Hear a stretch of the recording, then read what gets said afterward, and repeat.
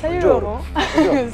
Salut Laurent, tu viens régulièrement au magasin et on voulait savoir un petit peu comment tu utilises ton cargo parce que tu as une utilisation assez intéressante et du coup on voulait te poser quelques questions par rapport à ça. Est-ce que ça te dit? Ben oui, bonjour, ouais, bien absolument, ça me dit. Ouais.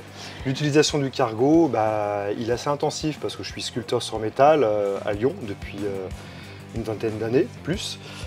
Et en fait, l'utilité première, c'est me déplacer pour éviter la circulation, bien qu'il y en ait de plus en plus, et puis de charger. Donc l'utilité, elle est assez en surpoids de ses capacités, parce que je mets beaucoup de métal. Et combien de kilos à la base, c'est 100 kilos avec le cycliste. Et puis bon, je dépasse des fois de 4, 5, 6 kilos. La problématique après, c'est le guidonnage. Ouais, la direction, c'est plus compliqué.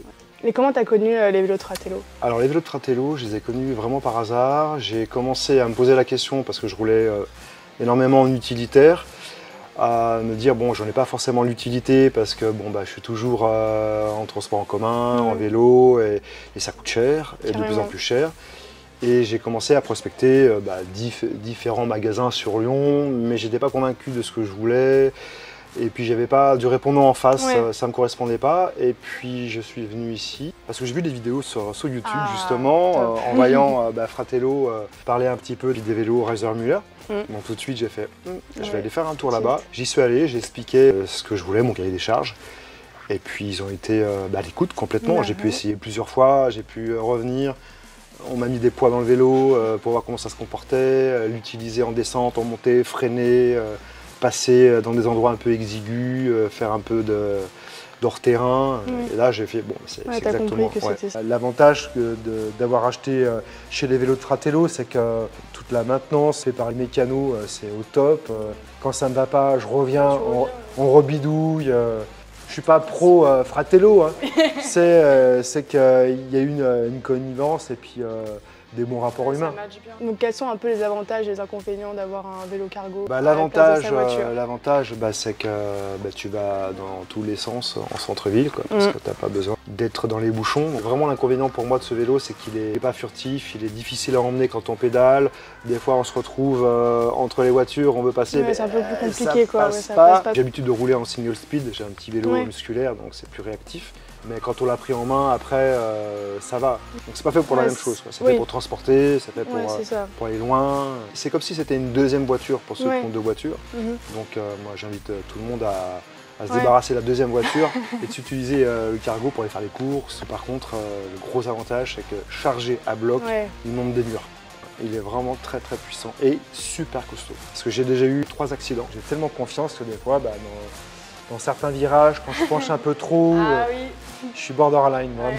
Quand je l'ai ramené, le vélo n'avait pas un pet, il n'a pas bougé, rien. Il m'a protégé. En fait, toute la caisse, quand j'ai eu cet accident-là, c'est juste une petite parenthèse, m'a protégé en fait de la chute et de la voiture qui m'a renversé.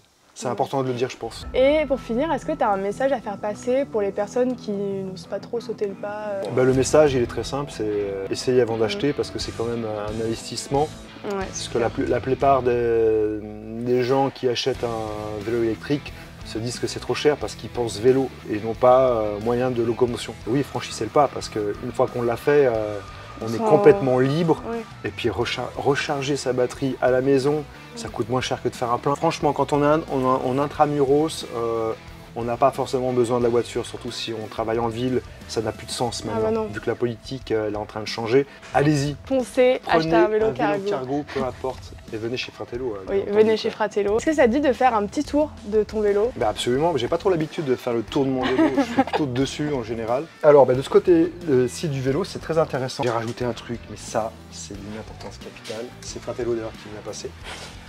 À quoi ça sert? En fait, j'ai un antivol et souvent, quand on repart, on oublie de l'enlever. Et quand on enlève les béquilles, le vélo, il se retrouve sur sa position de roulage et ça tord les rayons. C'est important.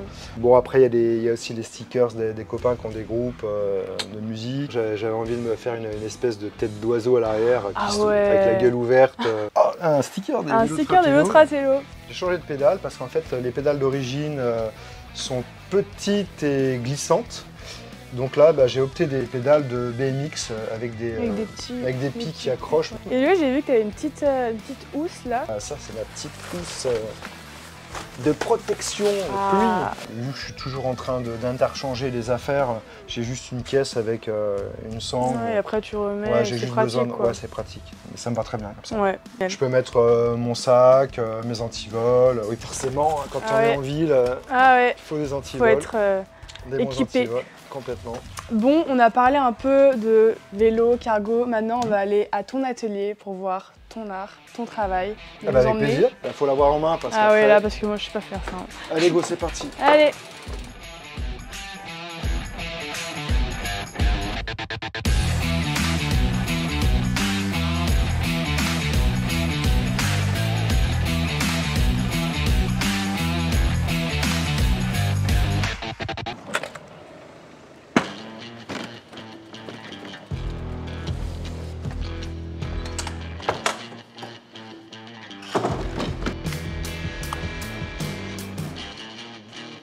On a fait de la route.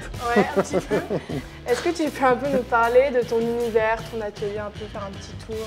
En fait, moi je suis très attaché à la mort, parce que forcément on est pour mourir. Le vivant et la mort, tout ça est un tout. J'aime bien en fait travailler sur tout ce qui est viscéral, tout ce qui est crâne, montrer l'intérieur. On montre toujours l'extérieur, le côté esthétique, voilà, et ouvrir le corps pour aller voir ce qui s'y passe, une cage thoracique, comment c'est fait, un cœur. Et en fait, on se retrouve dans un univers mais complètement hallucinant. Oui. C'est un monde à part entière, la machine, quoi, humaine ou animale, peu importe. Et moi, ça m'a toujours fasciné. Oui, après, du coup, tu t'inspires pour faire des sculptures. C'est ça. Oui, et j'ai fait beaucoup d'animalier. Et de l'animalier, je suis passé à faire des humains.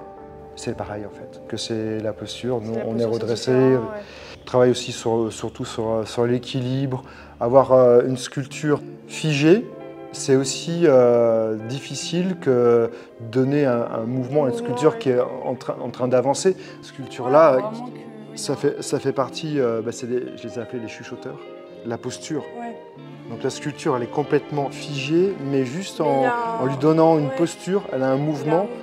Donc ça la sort de son côté rigide, quoi. Je travaille avec des feuilles de métal, avec des étirés, donc c'est chauffé, martelé. Et je commence à amener timidement du plâtre, de l'acrylique. Et là, c'est du plâtre de l'hôpital de Grenoble qui a servi à faire mon plâtre, quoi. Wow. L'interprétation, elle est libre à chacun parce que j'ai vraiment du mal à imposer au public un texte avec une explication de pourquoi, comment j'ai fabriqué tout ça et qu'est-ce qui m'a inspiré.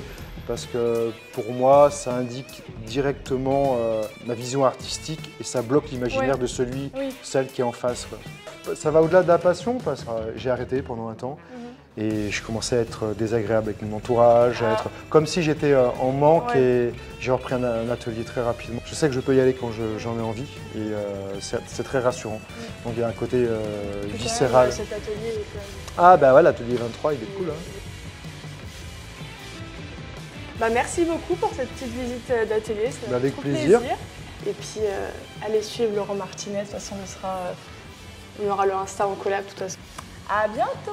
Salut.